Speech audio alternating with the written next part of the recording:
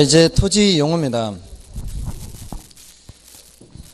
토지 용어는 자주 나오는 것이 이제 대택부 하는 게 있죠. 대택부는 이제 택지를 중심으로 부지 쪽으로 좀 위주로 기억하시면 되고요. 그다음에 필지 획지 하는 거 있죠. 필지는 법적 개념, 획지는 경제적 개념. 하나의 필지가 여러 개의 획지로 나누어질 수도 있죠. 그럴 때는 가격 수준이 다르기 때문에 나누어지는 거죠. 나누어진다는 것이. 그러면 가격 수준이 달라지는 거고요. 그럼 무슨 평가를 하게 되고요? 구분 평가를 하게 되고요. 하나의 여러 개의 필지가 하나의 획지가 될 수도 있죠. 이럴 때는 이제 일괄 평가를 하는 거죠. 또 후보지, 이행지 하는 게 있죠. 후보지는 대분류상 전환 중인 토지, 이행지는 소분류상 전환 중인 토지죠. 대분류상 전환 토지 중이다 그러면 택지지역, 농지지역, 임지지역 이렇게 상호간에 전환 중이고, 그 내에서 전환 중이다 그러면 이행지가 되는 거고요. 그다음에 나지건부지 하는 게 있고요.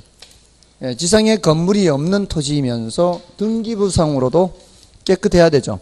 깨끗한 등기부상으로 깨끗하다는 얘기가 사법상의 제한이 없다 이런 뜻입니다. 그다음에 건부지죠. 지상에 건물이 있는데 그 건물 때문에 토지 사용 수익이 제한되는 토지가 건부지죠. 그런 경우에는 이제 건부 감가가 발생하겠죠. 예외적으로 건부 증가가 발생할 수가 있고요. 그 외에 뭐 법지, 빈지 이런 것도 있죠. 법으로만 소유할 뿐 활용 실익이 없거나 적은 토지. 빈지, 바닷가를 말하죠. 물가 빈자라 그래서 한자가. 그래서 해안선으로부터 지적공부에 등록된 토지 그 사이, 주로 모래사장으로 되어 있죠. 여기는 이제 빈지. 활용 실익은 있지만 소유권 표시는 되어 있지 않다. 또 공지, 공한지. 공지는 건폐율 적용 때문에 건물 짓고 남겨놓은 토지고, 공한지는 투기 목적으로 방치하는 토지고, 공한지와 함께 또 유휴지, 휴한지 있죠. 휴한지는 정상적으로 쉬게 하는 토지고, 그리고 호락지 이런 것도 있죠. 물의 침식 작용 때문에 이게 낙자가 떨어질 낙자잖아요.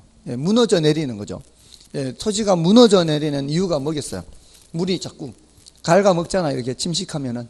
그러면은 위에서 무너져 내리겠죠. 또 이렇게 갉아먹고 무너져 내리고 이러면서 그 부분이 이제 수면 밑으로 잠겨버리겠죠. 또는 하천으로 변하는 것. 그게 바로 호락지.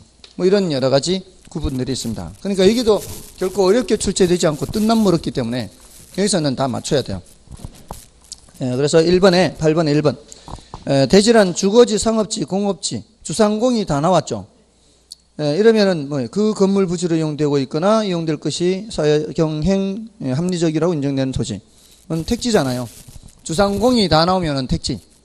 맞나요? 그다음에 나지란 건물 등이 없는 빈 대지. 맞죠? 그다음에 사적 부담과 공법상 규제가 없는 토지. 공법상 규제가 없다 그러면 무조건 틀린다 그랬죠. 어떤 나라든 자신의 나라 안에 있는 토지는 공법상 규제를 다 하게 되어 있습니다. 그래서 2번 틀렸고요. 그 다음에 3번은 필지는 부동산 등기법 지적에 관한 법률상 등기 등록의 단위로서 법률적 개념과 밀접한 관계가 있다. 맞죠? 맞지 않나요? 3번 맞잖아요. 지금 옳은 거 찾는 거 아닌가요? 지금 3번이 옳은 거고요. 그 다음에 4번의 휴한지와 공한지는 투기 목적이라는 점에서 공통점이 있다. 투기 목적이라는 점에서는 공한지죠. 그래서 틀렸고요. 그 다음에 과수원으로 이용되는 토지가 주거지로 전환되는 과정에 있는 토지는 농지 후보지에 해당한다. 맞아요? 뭐예요 그럼? 또 이행지 그러면 그것도 틀리는 거죠. 지금 과수원에서 주거지로 가니까 택지 후보지, 농지 후보지가 아니고, 틀렸다고 해서 무조건 후보지가 틀렸으니까 이행지 이렇게 가는 게 아니고, 그렇게 고정관념에 갖고 있으면 안 된다고요. 그러면 이 지문이 안 보일 가능성이 많아요. 농지 후보지가 아니라 정확하게 읽어보고 생각을 하고 대답해야지. 맞잖아요. 지금 이게 뭐예요 이게?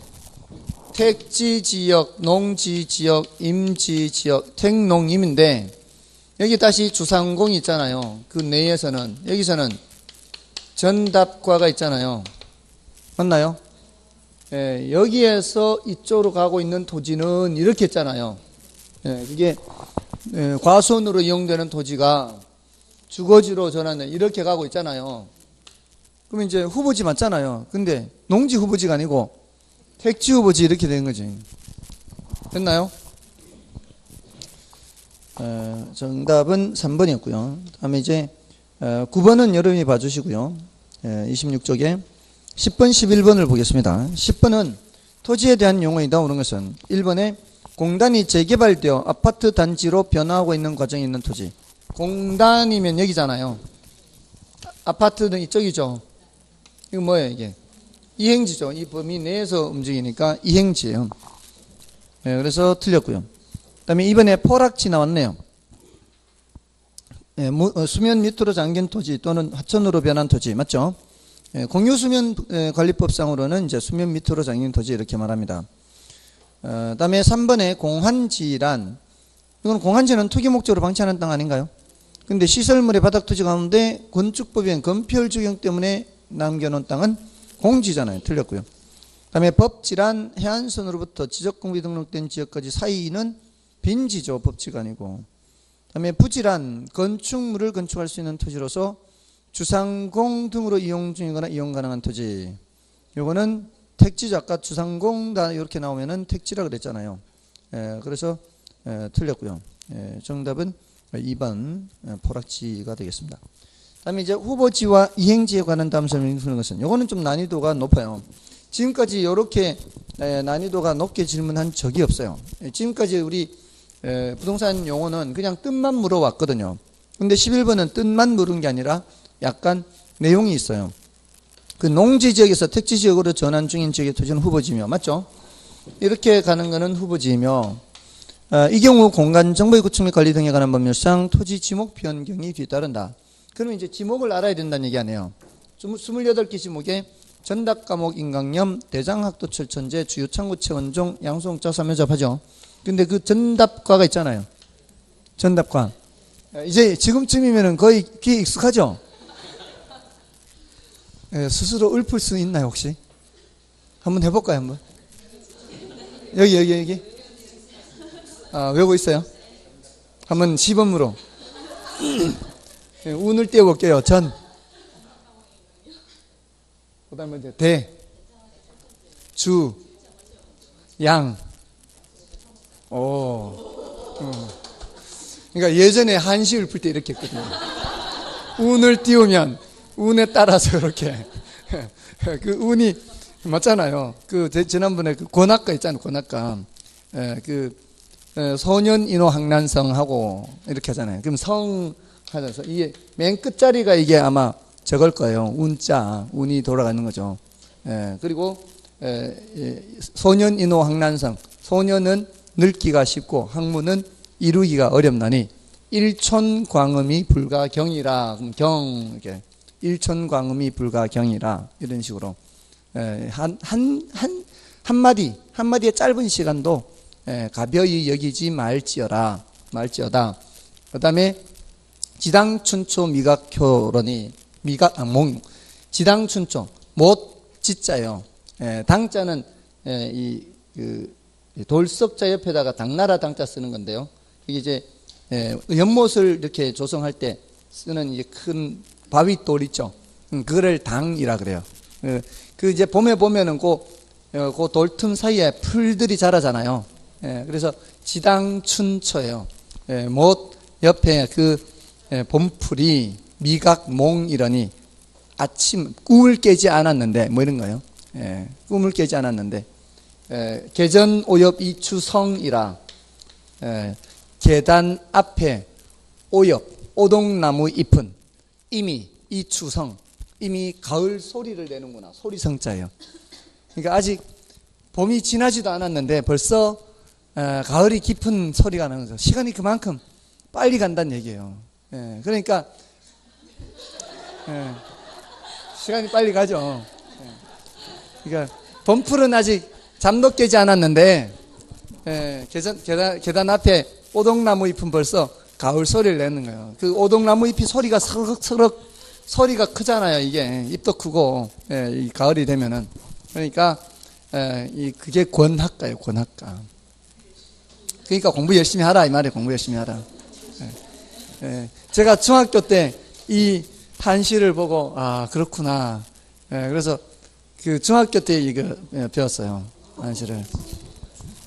근데 그때 이걸 이런 의미가 있구나. 근데 그때는 이제 사실 천지도 모르지만 그냥 열심히 해야 되는구나 이렇게만 받아들인 거고 아무튼 그렇습니다. 자 어쨌든 자 여기서 이쪽으로 갈 때는 전답과 지목이 전답과잖아요. 근데 여기는 지목이 주거용이든 상업용이든 대란 말이에요. 그죠? 대장학도 할 때 공은 공장 용치 장이잖아요. 그러니까 주상공이 지목이 대장이 되는 거예요. 근데 여기서 이 위로 갈 때는 지목이 다 전답과에서 바뀌어야 될 거 아니에요. 그래서 지목 변경이 뒤따르는 거예요. 후보지에서는. 근데 2번 지문에서처럼 주거지가 상업지로 전환되는 과정에 있는 토지는 이행지며 주에서 상으로 가니까 이게 이행지죠. 이런 경우에는 지목 변경이 뒤따르지 않죠. 그죠? 자, 그 소리는 이런 의미예요.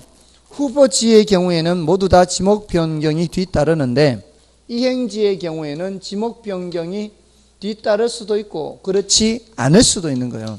이럴 때만 지목 변경이 없는 거죠. 지목 변경이 없는 유일한 경우가 뭐예요? 요거예요. 주거용에서 상업용으로 하는 또는 상업용에서 주거용.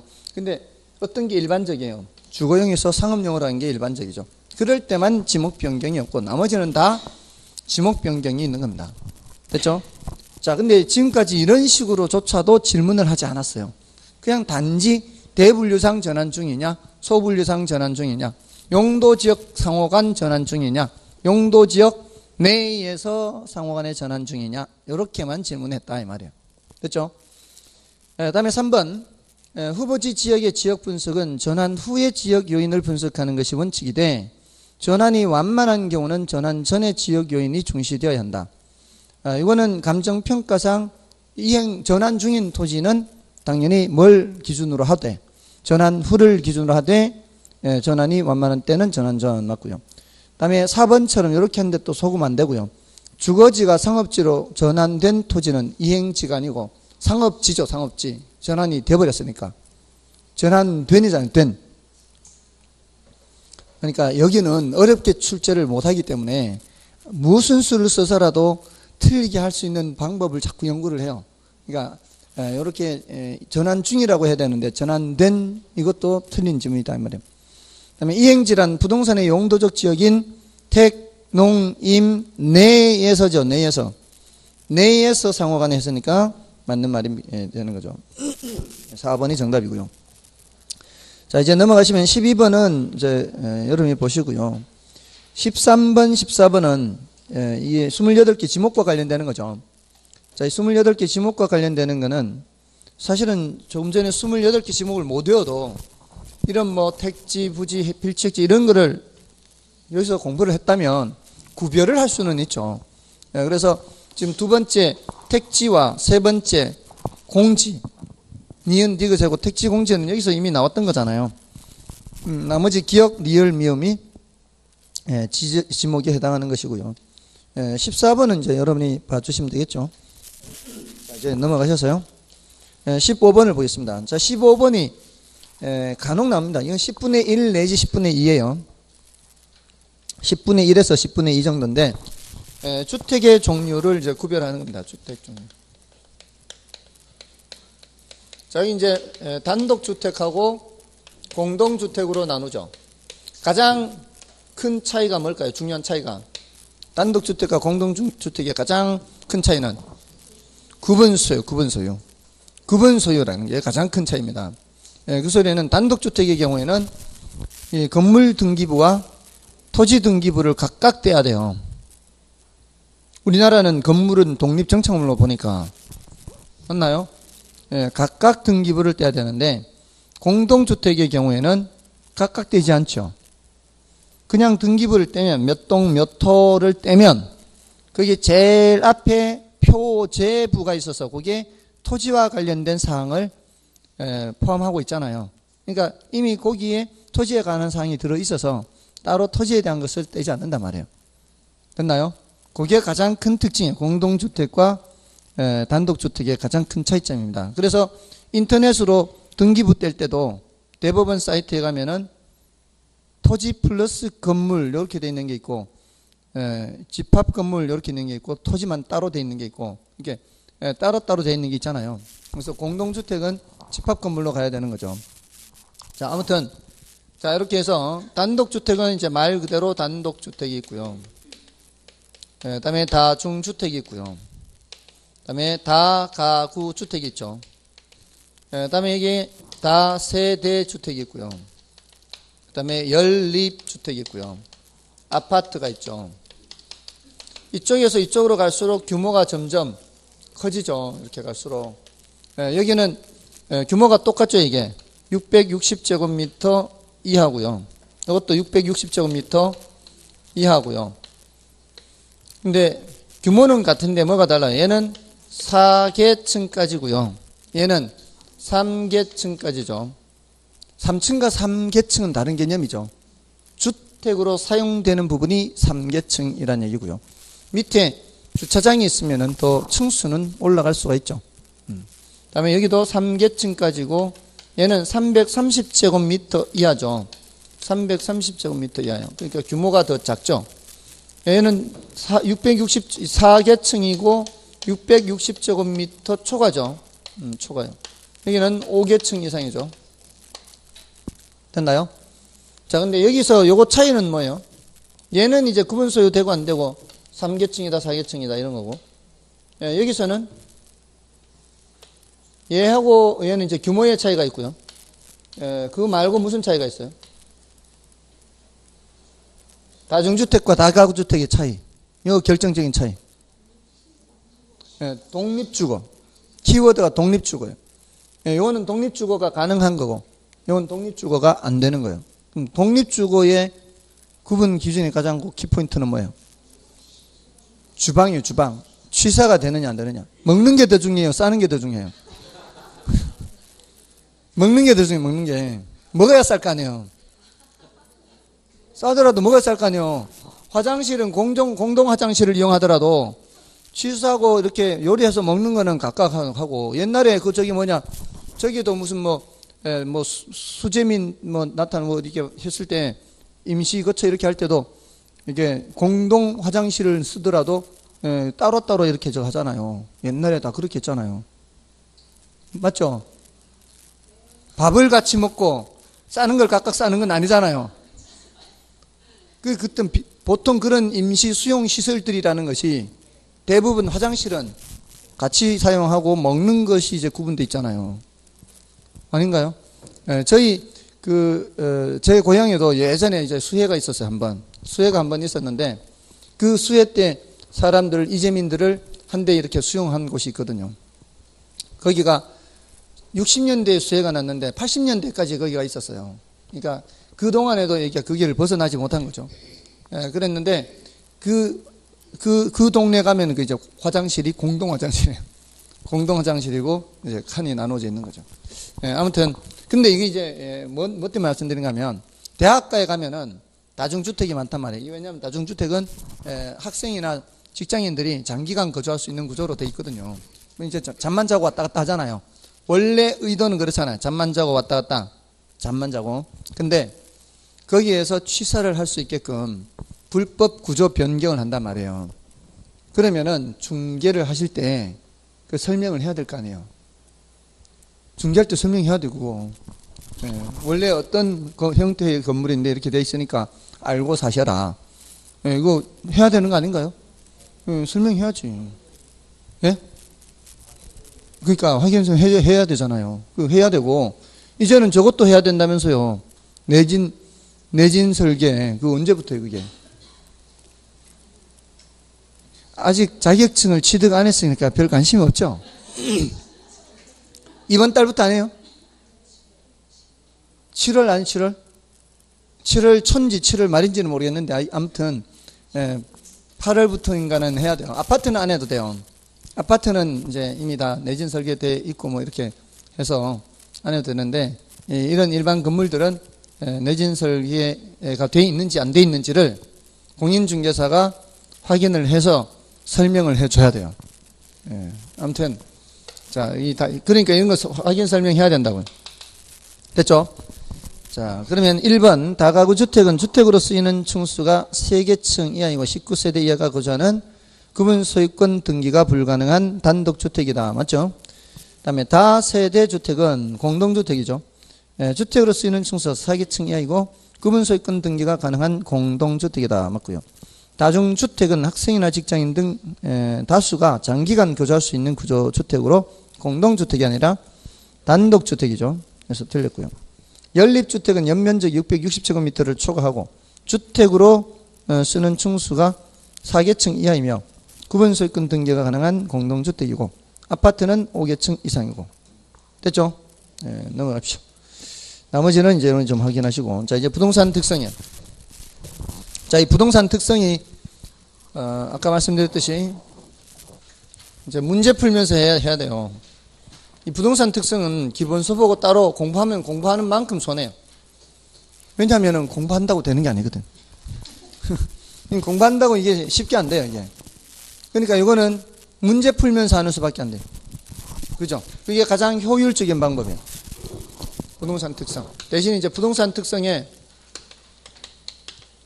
자연적 특성과 인문적 특성 이렇게 있죠.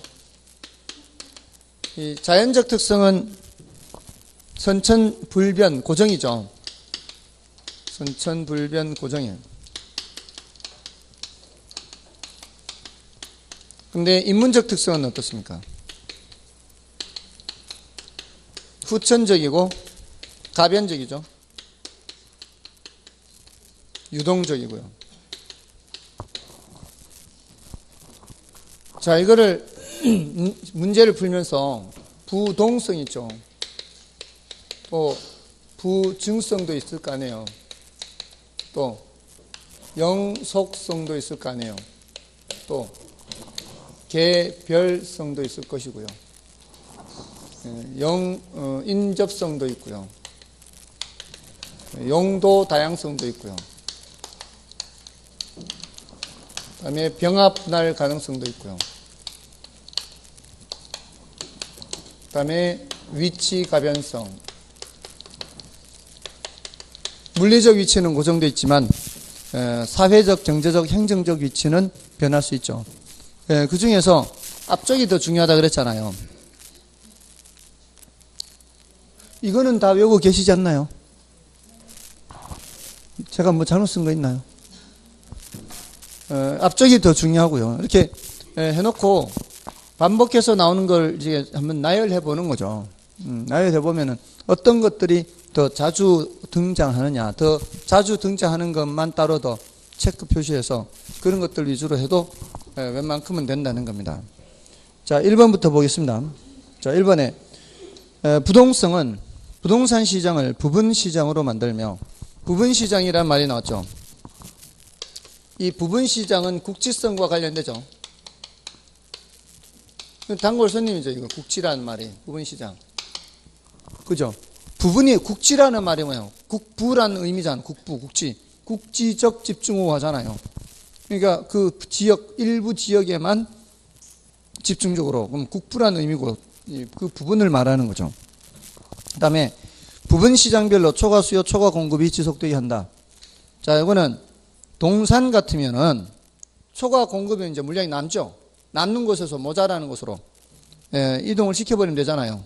근데 부동산은 그 이동을 못 시킬 거 아니에요. 부동성으로 인해서 이게 초과 수요, 초과 공급이 해소가 안 될 거 아니에요. 그래서 맞는 말이고요. 네, 맞습니다. 근데 이런 말들은 좀 어려워요. 초과 수요, 초과 공급이 지속되게 하는 것은 부동성뿐만이 아니에요. 생산 기간의 장기성도 영향을 미쳐요. 초과 수요 시장에서는 지금 물량이 모자란다는 얘기 아닌가요? 물량이 모자란 시장에서는 빨리 만들어내 놓으면 되는데 만들어내 놓을 수가 없잖아요. 빨리 만들어내 놓을 수가 없어요. 그러니까 부동성 외에도 생산 기간의 장기성이라는 것도 이 초과 수요, 초과 공급이 지속되게 하는 원인이 될 수가 있어요. 자, 그러니까 이런 딸랑 외운다고 되는 건 아니에요. 어려워요. 다음에 2번은 토지에는 생산비 법칙이 적용되지 않으므로, 맞죠? 토지는 생산비 법칙이 적용되지 않아요. 생산비를 투입한다고 해서 그 뭐 물량을 증가시키거나 이런 게 적용이 안 돼요. 자, 그렇다고 해서 원가 방식을 적용할 여지가 없는 것은 아니죠. 토지를 평가할 때 원가 방식으로 적용하는 경우가 있어요. 조성지 매립지의 경우에요. 조성지 매립지의 경우에는 금방 조성했단 말이에요. 택지 조성. 그리고 금방 매립을 했어요. 여기는 거래 사례가 있겠어요? 금방 조성했는데. 수익 사례도 없을 거 아니에요. 그러면 어떻게 해요? 그 조성할 때 투입한 비용에 따라서 판단을 해야 될 거 아니에요. 그래서 조성지 매립지는 무슨 방식을 적용할 수 있다? 원가 방식을 적용할 수 있어요. 그래서 2번 틀렸고요. 그 다음에 3번은 인접성으로 인해 각각의 부동산이 인접 토지와의 개별적 이용을 필요화시키는 게 아니라 협동적 이용이죠. 인접해 있으니까 인접해 있는 토지들끼리 협동적 이용을 할 필요가 있어요. 다음에 토지에 대해 등기라는 공시 방법이 필요하게 되는 것은 토지가 부증성이라는 자연적 특성을 가지고 있기 때문이다. 자, 이게 공시 방법 하면은 이제 부동산은 등기, 동산은 점유잖아요.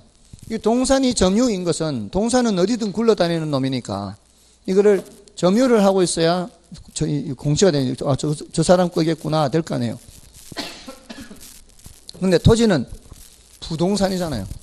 움직일 수 없잖아요. 그러니까 어디 표시만 해놔도 그 자리에 늘 있어도 저기 누구 건지 확인이 된다는 거죠. 그러니까 부동성이 사실은 제일 중요한 성질이죠. 이 공시 방법이 등기, 공시 방법이 등기. 이 부동성이 제일 중요한 성질이죠. 맞잖아요. 그러니까 부동산 아니에요. 만약에 부증성이 제일 중요한 성질이었다면 부증산 해야 될 거 아니에요. 아니, 맞잖아요. 지금 부동산 하지, 부증산 하지 않잖아요. 그러니까 이게 제일 중요한 성질이라고, 이게. 다음에,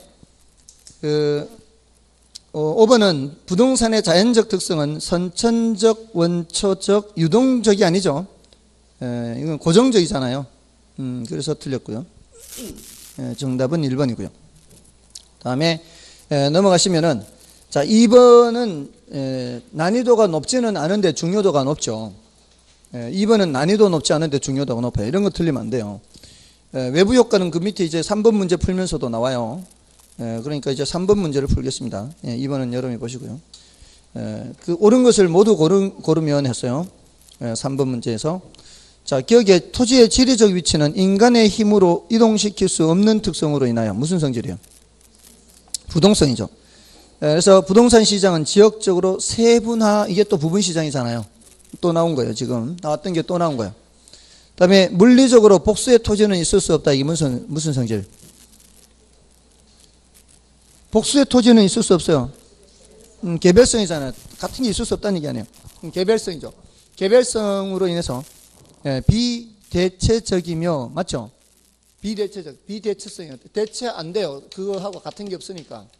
비대체성. 다음에 일물일가 법칙 적용을 배제시키죠. 일물일가 법칙이 적용 배제돼요. 일물일가 법칙이 뭐예요? 예? 하나의 물건에는 하나의 가격이다. 이거 하나의 물건에 하나의 가격이지. 두 개겠어요?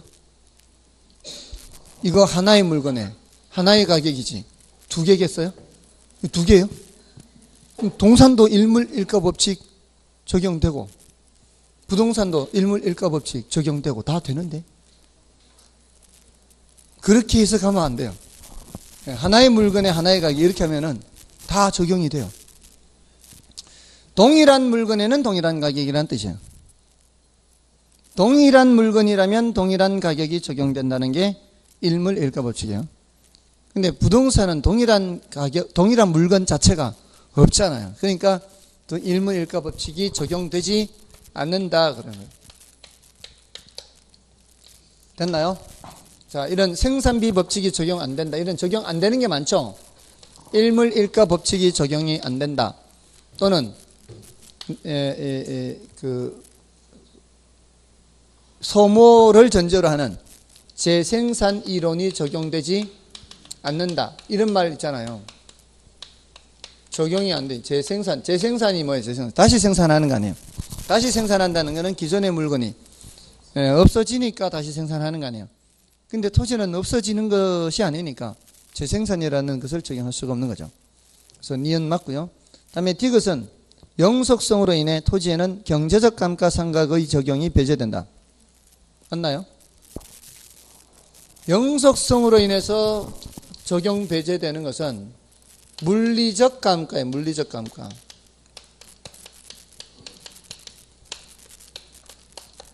이 물리적은 생략할 수 있어요. 감가상각이 적용 안 된다. 토지는 달아 없어지지 않잖아요. 그거는 물리적으로 그렇다는 얘기죠. 물리적으로 달아 없어지지 않는 거죠. 경제적 감가는 토지에 적용돼야 안 돼요? 경제적 감가는 적용이 되죠. 무슨 성질 때문에? 부동성, 또 인접성. 그게 바로 2번 문제하고 같은 거예요. 2번 문제, 그 위에 2번 문제. 부동성. 자, 이거 경제적 감가가 어디서 나와요? 적합의 원칙에서 나오잖아요. 딸동네 고급 빌라 또는 쓰레기 소각장, 시멘트 공장. 맞나요? 시멘트 공장이 생겼을 때 내가 갖고 있는 벤츠 자동차는 떨어져요? 안 떨어져요? 안 떨어지잖아요. 동산 가격은 안 떨어지는, 어디든 굴러다니는 놈은 옆에 쓰레기 소각장 생겼다 해서 벤츠 자동차 가격이 떨어지는 건 아니잖아요.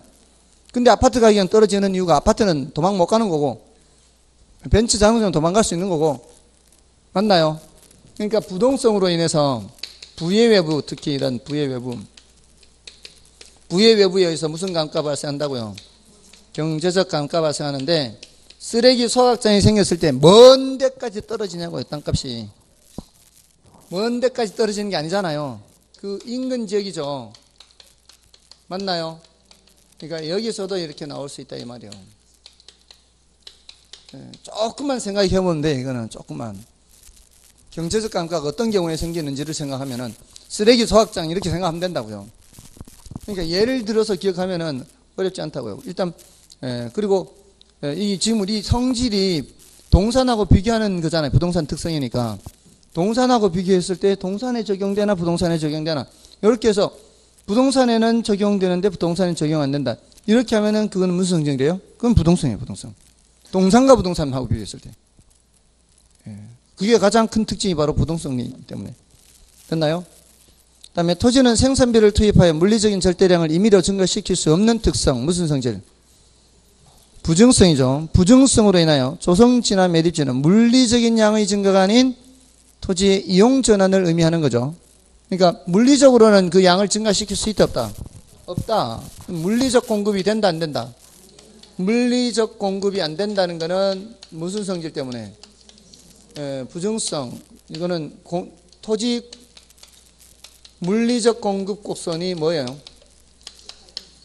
물리적 공급 곡선이 수직이에요. 수직.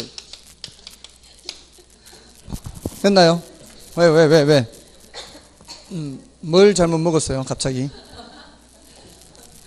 자, 근데 이 용도 다양성으로 인해서 경제적 공급이 되잖아요. 경제적 공급은 된다. 이거는 용도 전환을 통해서 가능하다. 그 다음에 미음, 소유와 관련하여 경계 문제를 불러일으킬 수 있는 특성은 인접성이죠. 옆에 있는 거 옆에. 맞나요? 됐습니까? 자, 그래서 맞는 것은 기역, 니은, 리을인가요? 자, 이런 식으로 해보면은 이게 몇 개 안 돼요. 자주 나오는 것들 이렇게 체크하면은 그러면 그렇게 많지는 않단 말이에요. 다음에 그 4번 문제는 이제 여러분이 좀 봐주시고요. 거기 보면은 4번의 2번 지문에 재생산 이론 이런 말이 나오죠. 그게 이제 여러분이 확인해 보시면 되고요. 자, 5번을 보겠습니다. 5번.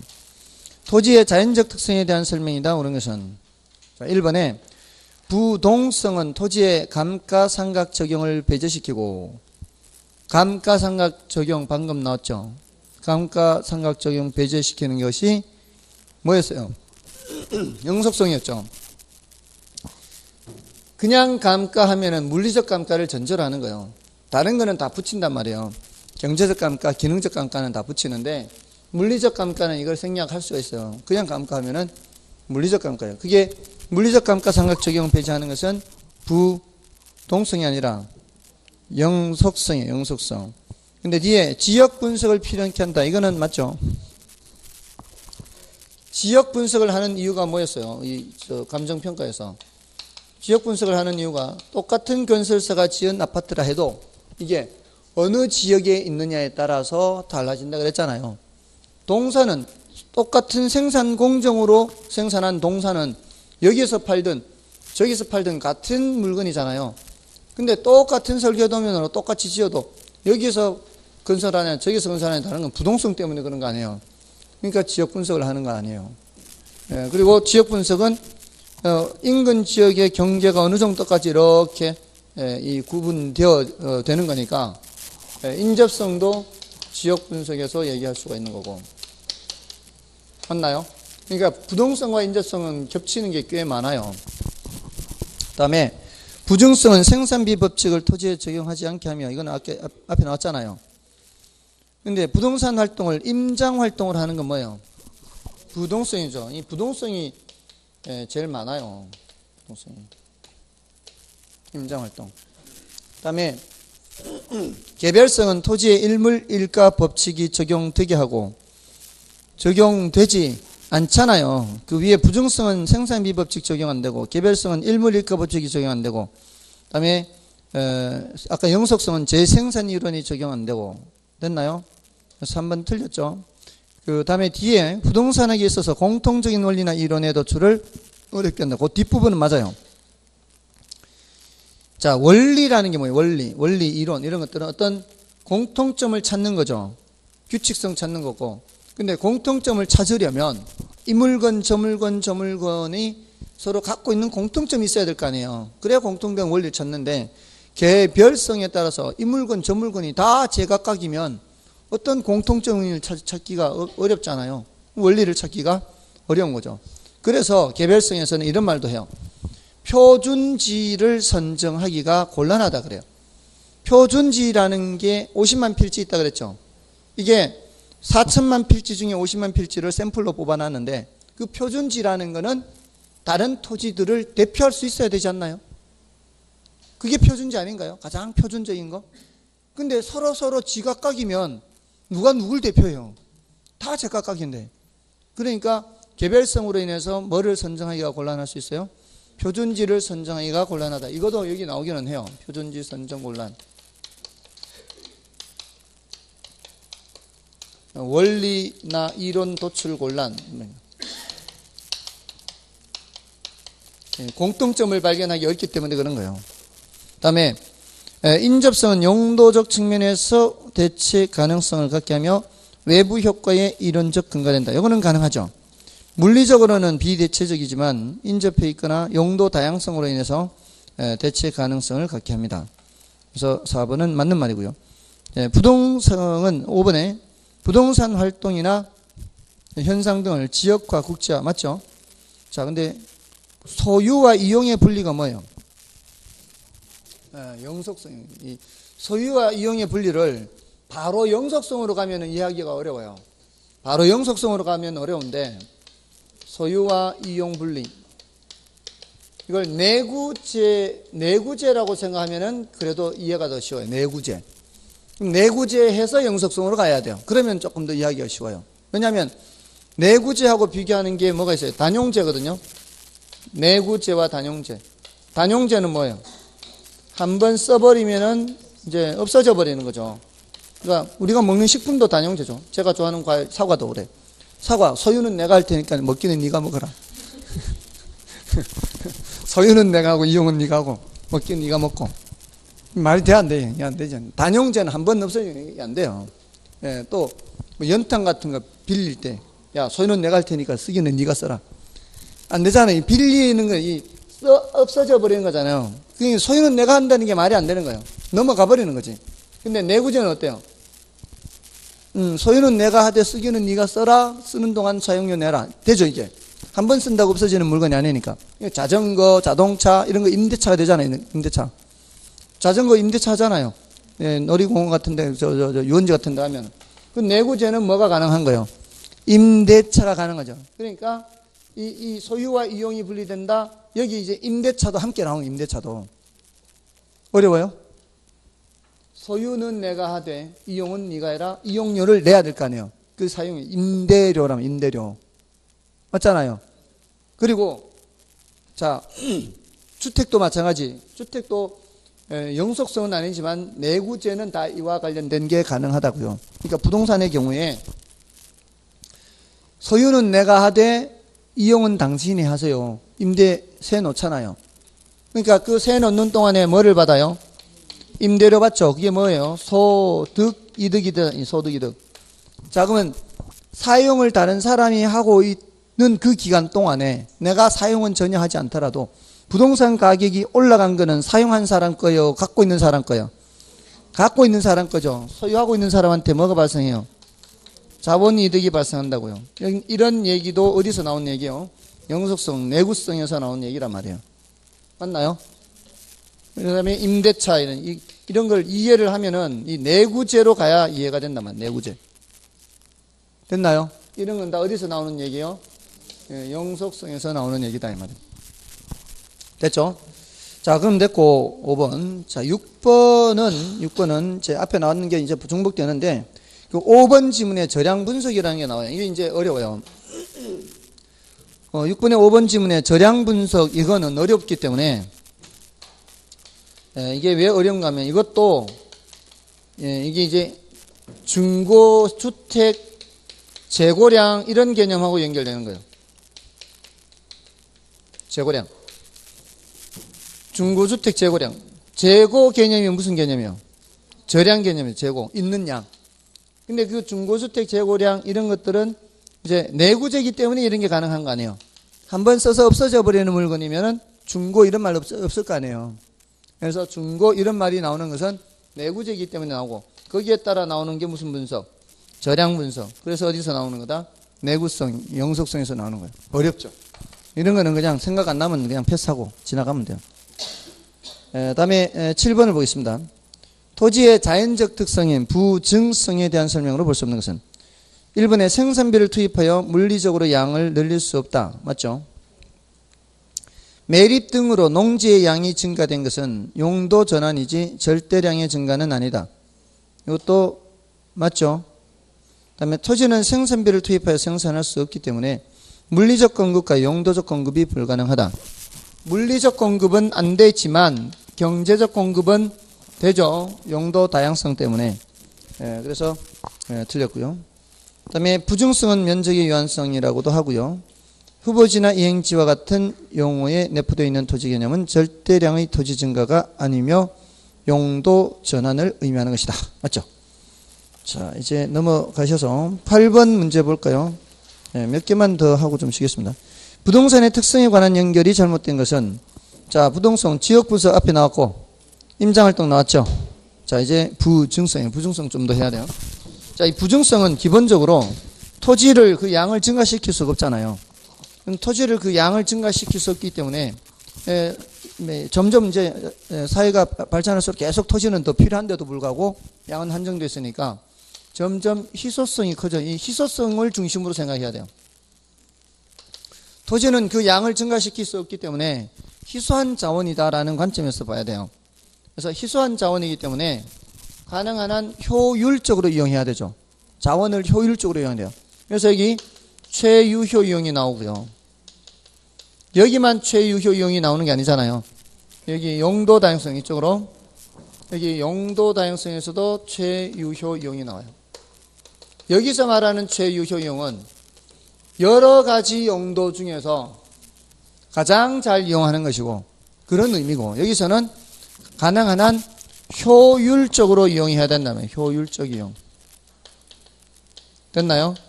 그리고 희소하기 때문에 공공성을 강조합니다. 그래서 토지 공개념이 나오는 거예요. 소유는 개인이 하더라도 거기에 공적인 제약을 가할 수 있도록 해야 다른 사람도 이용하는 데 불편함이 없을 수 있잖아요. 그렇지 않나요? 저 땅 한 떼기 없는 사람이거든요. 근데 정부가 그나마 이렇게 좀 공개념을 해서 이렇게 하니까 뭐 이렇게 뭐죠? 그 자연 환경도 이제 누릴 수 있고 쾌적한 그런 그 환경을 이제 이용할 수도 있고 그런 공개념이 없다면은 굉장히 불편하게 될 겁니다. 토지를 설령 갖고 있는 사람도 자기 토지를 벗어나면 어차피 다른 사람 땅을 밟아야 될 거 아니에요. 그러니까 서로 효율적으로 이용하거나 공평하게 이용하거나 이런 관점에서는 토지 공개념을 얘기할 수밖에 없어요. 이게 자본주의 사회이기 때문에 그렇습니다. 사회주의 국가에서는 국유니까 그냥 국가가 그냥 규제를 하면 되는 거지만 자본주의 사회에서는 너무 이걸 강조하면은 사유재산제를 침해할 수 있거든요. 그래서 적당한 수준에 해야 돼요. 이게 희소성과 관련되는 거예요. 다음에 그래서 2번은 옳은 말이고 3번도 토지의 물리적 감가상각 적용 배제 이건 앞에 나왔잖아요. 그리고 개별성 원리나 이론의 도출이 용이한 게 아니고 곤란하잖아요. 틀렸네. 4번이 틀렸네요. 다음에 5번에 개발이익 환수 논리 근거 제시 용도면에서 대체 가능성 존재. 자, 이 개발이익 환수 논리 이건 인접성에서 나오는 거예요.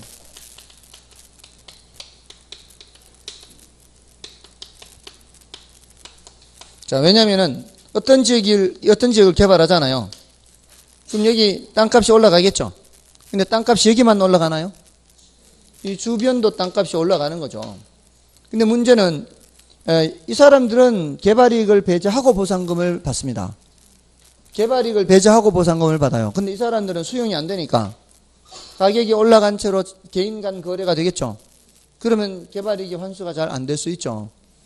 그래서 이 주변 지역에도 개발이익을 환수해야 된다 이런 얘기가 나온 거죠. 인접성으로 인해서 얘기하는 거고요. 다음에 여기 부정성에서 한 개 더 체크하면 집약적 영역이 있죠. 집약적. 희소하잖아요. 희소하니까 땅을 어떻게 이용해야 돼요? 위로 올려서 이용해야죠. 올려서. 다음에 그럼 이제 9번은 부동산의 인문적 특성 중 용도 다양성에 관한 설명 중 틀린 것은 최유효용 강조는 이 최유효용 장로 손님이고요. 용도 다양성. 그다음에 가격 다원설 당연한 얘기죠. 여러 가지 용도에 따른 가격 다양한 가격. 그다음에 적지론 나오죠. 이 적지론은 최유효용과 같은 개념이라고 생각하시면 돼요. 최유효용과 같은 개념이다. 우리 이제 광의의 입지론을 얘기할 때 광의의 입지론, 협의의 입지론하고 적지론 이렇게 나누어요. 광의의 입지론, 협의의 입지론. 자, 이거 보통 입지론이라는 게 뭐예요, 보통? 야, 내 지금 집을 지으려는데 어디가 좋지? 공장을 지으려는데 어디가 좋은 땅일까? 점포를 차리려고 하는데 어디가 좋을까? 저기 뭐예요? 어떤 용도를 정해놓고 거기에 적합한 땅 찾아가는 거 아닌가요? 그게 입지론 아닌가요? 보통 우리가 얘기하는 입지론이. 자, 근데 적지론은 반대로 용지가 있을 때, 내가 땅을 갖고 있을 때, 야, 여기다 뭐 하면 좋을까? 이게 바로 용도 찾는 거예요. 맞나요? 만약에 용도가 한 가지밖에 없으면 고민할 필요 있어요, 없어요? 고민할 필요 없죠? 자, 그러면 이건 뭐하고 관계 있다는 얘기예요? 용도, 다양성하고 관계 있죠? 용도가 다양하지 않으면은 고민할 필요가 없잖아요. 이 땅에다 뭐 할까? 지금 여기 계신 분들은 지금 땅이 없는 사람들이죠. 땅이 있는 사람들이라면 한 번쯤은 고민해 볼 거 아니에요. 이 땅에다 뭐 할까? 물론 우리 아버지도 고민 안 해도 돼요. 그러니까 할 거는 농사밖에 없으니까. 그런 땅은 고민할 필요 없지만, 뭔 뜻인지 아시겠죠? 이 땅에다 뭐 할까? 용도가 다양하니까 고민하는 거 아니에요. 근데 이거는 용도를 정해놓고 사람이 땅 찾아가야 되는 거죠. 용도를 정해놓고 여기 적합한 땅이 어디 있는가 찾아야 되죠. 이거는 왜 사람이 찾아다녀야 돼요? 토지가 고정되어 있으니까 사람이 찾아다녀야 되지. 됐나요? 그래서 협의의 입지론은 부동성과 관련되고 적지론은 용도 다양성을 가장 적합한 용도 찾는 것이기 때문에 최유효용과 같아요. 다음에 4번에는 자연적 특성인 부동성과 함께 작용하여 시장 가격과 결의되는 한정 가격 개념을 존재하게 한다. 자, 한정 가격 개념 존재하게 하는 것은 그 인접성과 관련해서 그 병합 분할 가능성과 관련해서 얘기하는 거죠. 이 한정 가격 할 때마다 제가 말씀을 드릴 때 이런 거 말씀드렸었는데요.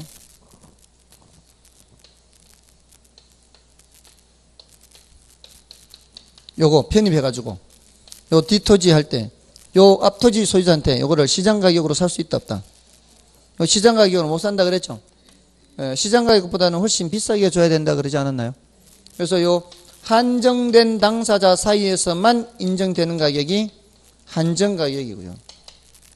요 한정 가격은 요 앞토지 입장에서는 분할이 되는 거고요. 뒷토지 입장에서는 병합이 되는 거죠.